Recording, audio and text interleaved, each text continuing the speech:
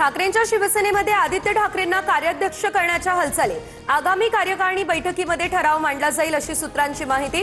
जूनमध्ये पक्षाच्या कार्यकारिणीमध्ये मोठे बदल होण्याची देखील शक्यता। पुढील राजकारण तरुणांच्या हातातच जायला हवं। जर कार्याध्यक्ष पदासाठी आदित्य ठाकरेंचं नाव पुढे येत असेल तर त्याचं स्वागत। संजय राऊत यांची ही प्रतिक्रिया समोर।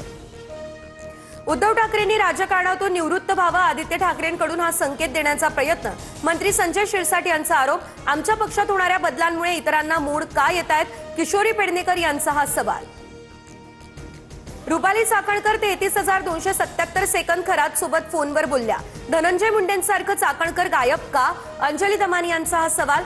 तर समोर येऊन भूमिका मांडण्याचं केलं आव्हान। 28 दिवस झाले माझ्यावरील आरोपांचे कुणी पुरावे दिले नाही। रुपाली चाकणकरांकडून फेसबुकवरती पोस्ट करत आरोपांना उत्तर। बहिणीचा जबाब नोंदवल्यानंतर चाकणकरांना जाग। 28 दिवस झोपा काढत होत्या क्या, तृप्ती देसाई यांचा हा सवाल। महालक्ष्मी रेसकोर्सवरील म्युझिक कॉन्सर्टला मनसेचा तीव्र विरोध। कॉन्सर्टला परवानगी नाकारावी यासाठी मनसेचं ताडदेव पोलिसांना पत्र।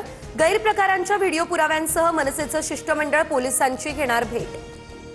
अमरावतीच्या परतवाडामध्ये प्रेमाच्या जाळ्यात अडकवून 180 मुलींचं लैंगिक शोषण।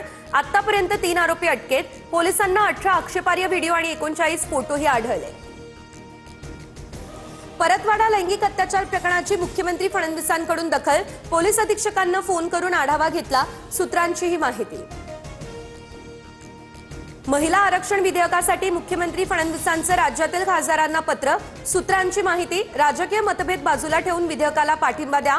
खासदारांसह सर्व पक्षाच्या प्रदेशाध्यक्षांना फडणवीसांचं हे पत्र।